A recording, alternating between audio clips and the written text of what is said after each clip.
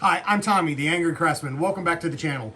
Today we're going to cover the 6 mistakes that most people make when buying a laser or even another piece of equipment, whether it's shop equipment, CNC, a 3D printer, or whatnot. These can be applied to that. So let's get started with the first one right off the bat, is not researching. You know, it's one thing to get on social media and ask the questions and listen to all these other people, but you got to take the time to do your research on the brand that you're buying. And I give the example of Thunder Laser. Thunder Laser USA has a vast knowledge base. What I've seen is people are either too lazy or don't realize it's there, but I'm pretty sure they should realize it because it comes in a damn email when you order the laser. There's documents on just about everything. So that's the first mistake that I've seen people make, is not doing the research. They hop right on social media. Hey, why should I buy this laser? Or what do you think of this laser? You've got to do your own research to make up your own mind. It's one thing to ask the question, but when you get into a Facebook page specifically designed for one piece of machinery and ask, so what do you people think of this machine? They're kind of biased. They're in that group for a reason. You know, nobody really is going to badmouth that, whether it's a Grizzly, an Axiom CNC, or nobody's going to tell you the horror stories. They're only going to tell you what they love about it because that's what they have. They may not have too many horror stories. So do the research on your own. I understand that when you go to specifically like Thunder Laser USA, their knowledge base, it may be a little confusing. Some of their documents are extremely well written, but technically well written. And I know at times they're working on, I don't want to use the term dumbing it down, but they're reducing the learning curve in those documents. There's plenty of videos that are always linked on how to do something or explanations. Do your research, watch the videos, and then ask your questions. Hey, I read something about this. Can anybody elaborate on it? Make the questions that you ask on social media relevant, not just, so what do you guys think of this? It gets a little old at times, and it shows that you're just wanting the answer. So again, not doing your research, that is the number one. So the second mistake that I've noticed, in my opinion, is utilizing social media platforms to get all your information. We'll take Facebook, for example. You know, you post a question and you get 40 different answers. Okay, well, that's 40 different people giving you their take on it. In reality, how many of them know their ass from a hole in the ground? Or are proficient at what they're doing? 90% of them just got their laser 2 weeks ago. So can you really rely on them? They may have great intentions. However, they may be also giving bad information. I will not comment on something that I'm not familiar with, because there's no sense in me giving bad information. Now, if you've got a question about domestic or exotic woods and engraving them, then we do them every day, all day long. So I'm kind of proficient at them. You want to know about cutting acrylic? Nope, we don't do a lot of it. So I can't really give you that information. But just be very careful when you're utilizing social media to answer your questions about what went wrong or what can I do better or settings or things of that nature. Just realize that the 40 different answers may not be the correct. Now, with that being said, if you're in a group that you know has tech support, people monitoring it, not providing true tech support, but monitoring it, you may want to learn their names and you may want to listen to them. The 3 coming out of specifically, and I use Thunder for example, if they tell you something, you might want to think about listening and potentially ignore others, to include myself. That's what their job is. That's what they do. So you just keep that in mind. You know, you've got questions about light burn. Well, if the owner of Lightburn, and you don't know their name, pipes in, you may want to listen to it. Because I promise you, I'm going to listen to that gentleman more than I'm going to listen to anybody else when it comes to that program. Other companies as well. You know, it's not just about the laser. I use that as an example. If you're in, for instance, Grizzly Power Tools, if you're in their Facebook pages and you ask questions, you know, understand who the support is if they're in there. The 3D printers, the same thing. All of that truly applies. You know, just because somebody says, well, I'm a brand ambassador or I'm an influencer, you know they're an influencer, doesn't mean they know what they're doing. It just means that they have a social media presence and companies can feel that they can make you bend to their will by using them. So again, just because they label themselves as that does not mean they have a clue about what they're doing. The third mistake that I found that people make is they don't learn their lasers, or they don't learn their CNC, or they don't learn their 3D printer. If you don't take the time to learn your machine, no matter what it is, you're never going to gain its full potential. Every day we experiment. Every day we learn something new. I want to test the limits of the machine. I really want to see how good it is, or if it gets to a certain point and I can find something better. So start small, learn your machine. Experiment for yourself. Don't just hop on going, hey, I'm brand new. What are the settings for this? Run a damn material test card. It is not that hard. If I can remember, I will link our video on how to do it. It's relatively simple. I don't run Lightburn that often. I have the capabilities, but I'm even capable of doing it. So I know you should be able to. So again, run your material test cards, cut and engrave a simple shape, a square, a circle, a triangle, so that you can understand the capabilities of your machine. A 130 watt laser is going to act a little bit different than an 80 watt laser, which is going to act different than a 60 watt laser, and there so forth and so on. You know, and if you're one of these that have a diode, it's going to act different than a CO2, or a fiber acts different than all of them, or the new UV lasers that are becoming popular. They all act a little different. You have to learn your machine. You know, for those that, well, I'm going to buy a laser and I'm going to quit my job and open up a business, don't. Unless you're willing to experiment, you're willing to learn, you're willing to go the extra mile, the extra 4 miles in that to figure it out, I don't recommend it. You know, hey, good on you for buying a laser, no matter what brand it is, I don't care. The fact is, you have to learn your machine. Just like even with the CNC, you have to learn your bits. You have to learn your tool paths. You have to learn the capabilities. You know, my first CNC was a secondhand model. It did not cut as accurately as I would like because it had belts instead of ball screws. So I upgraded. Now I have a CNC that's dead on accurate all the time. I never have any issues with it. Because I researched and educated myself on the product. I didn't just jump on social media and ask questions. I did it for myself. And then I took the time to learn the machine. And guess what? Every day I still learn the machine. I still try to learn the program. So with all that being said, again, learn your machine, no matter what it is. The next mistake I see people make are materials. Materials are just like your machine. You have to learn them. We don't use pine to set outside for a sign. No matter what the client says, pine's going to rot. It's going to get insects in it. It's going to crack and break. And I just use that specific species as an example. Learn your materials. Learn what can tolerate being outside. I see it all the time. What's a good outdoor sign material? For us, white oak, sassafras, and cedar.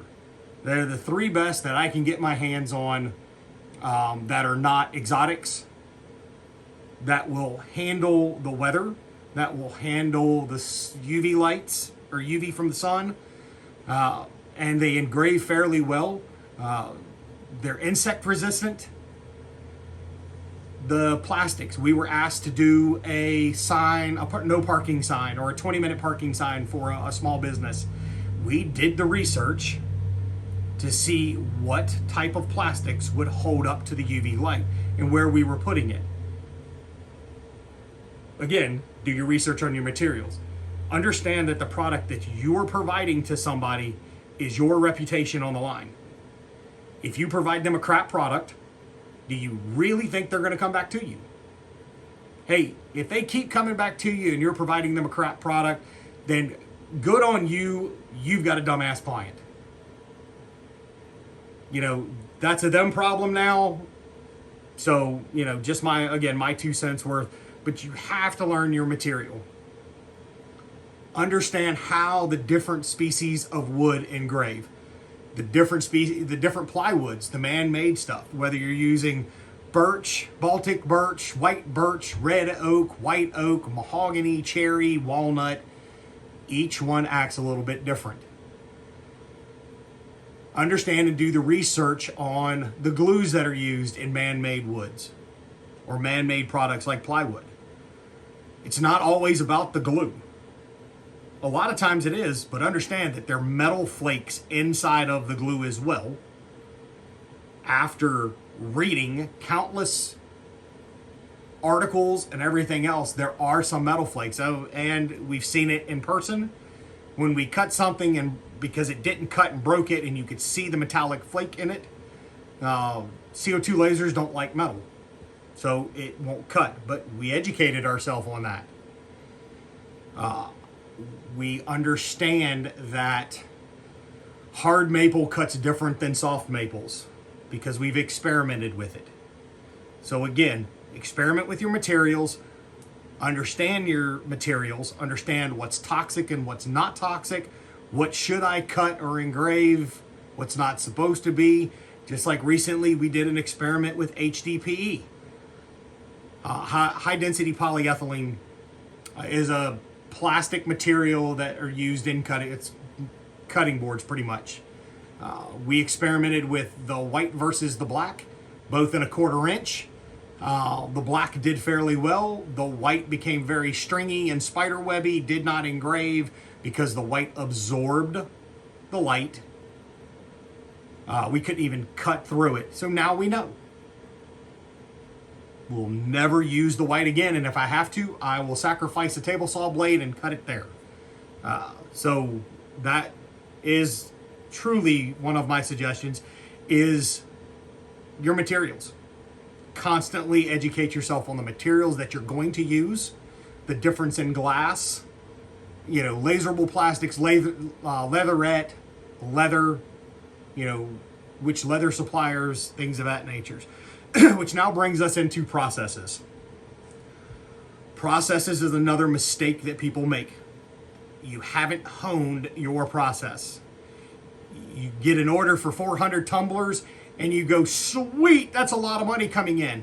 And it takes you 3 times longer than it should have taken you because you don't have your processes down. So again, what I may tell you that works for me may not work for you because of your setup. I mean, you've seen enough videos, you've seen our setups behind us. Our computer is in between the 2 lasers. My wife is able to stand and watch both lasers being worked at the same time or sit on the stool. She's not in another room. She's not using a camera. She doesn't have to hit send and run into, like I said, a different room or a different building or down in a basement or in an attic or what have you. She's able to watch them both, which A, is a safety thing. I've got way too much money invested in this equipment to worry about losing it to something silly like that in a fire. But you have to learn to be flexible, willing to change your processes, your layouts. We go through this regularly in my side of the shop where my processes aren't working. I'm getting bottleneck in a certain area. and then we take a day, we clean up, and we shift things around so that my processes can improve. Scrap wood, things of that nature, processes are processes. You know, whether you're burning 30% of your waste or you're able to capitalize on that waste and turning it into other products. It's all based on processes. Another thing going along with this is surround yourself with your resources. Find your resources that will help you and your processes. And I will give you this example. I have a buddy of mine, and it's a big shout out to Dave, who does a lot of my 3D designs, whether it's for the CNC or 3D printing. He is a civil engineer. He is probably one of the smartest men I've ever met in my life. The man does trigonometry in his head. And he's able to teach it to me over the phone. So I have him as a resource. Again, I'm very thankful for him. I've got a neighbor, we'll call him Dave, who is a big power electrician. So if I have electrical questions or understanding power consumption or mechanical things that I'm not quite familiar with or don't quite understand, I pick up the phone and I call him, and he comes over and he walks me through what I need to understand. I have other people that I can reach out to if I'm about to apply for a government contract. They understand the wording that I need to use and the processes I need to go through to apply for a government contract. I have people that handle my computer stuff or my website that can help me answer questions. This is probably one of the biggest mistakes that I've seen is people start businesses and they don't find their own resources. Whether it's local to you, across the country. Now I'm retired military, so my resources span the entire country, from one end to the other, to even include Alaska if I have questions on things. You really have to work through who you know and why you know them. You know, it's great if you've got a realtor buddy and that's what you're concentrating on, and they can help you get into that world. But if you're like me and not proficient with electronics or computers, you need somebody to help you with your website. You need somebody that can help you understand 3D modeling. Or if you have a problem with, say, a 3D printer or the CNC machine, or you just can't figure out how these two wires are supposed to work, whatever it may be, you get the point, is you have to find your resources. It will benefit you in the long run. I know that I can pick up the phone and call one of my resources who deals in finance stuff. Hey dude, I need to spend this much money. Which tool should I get? What's the best bang for the buck in your opinion as a finance person? Or should I take this loan out? Or should I use this credit card? And he'll tell me yes or no. And then give me the dissertation of why I should or shouldn't do it that way. So find your people, stick with them, and for God's sake, treat them well. Because if not, they're going to wind up screwing you. Well, if you stuck around this long, I appreciate it. Remember, the mistakes that people make can be fixed. You know, do your research. Don't rely on social media. Learn your machines. Learn your materials. Learn your processes. And find your resources. If you can get these knocked out, then your chance of succeeding in this type of environment will increase immensely. Again, it's all my position, or it's all my opinion. Sorry, it has been a very long day. You know, I may get a lot of negative comments over all this. I may or may not. Feel free to leave a comment. If you like the video, give it a thumbs up. If you didn't like the video, like some of you trolls out there, give it a thumbs down. It's all good with me. If you want to see more of this shit, then feel free and subscribe. Other than that, have a great day.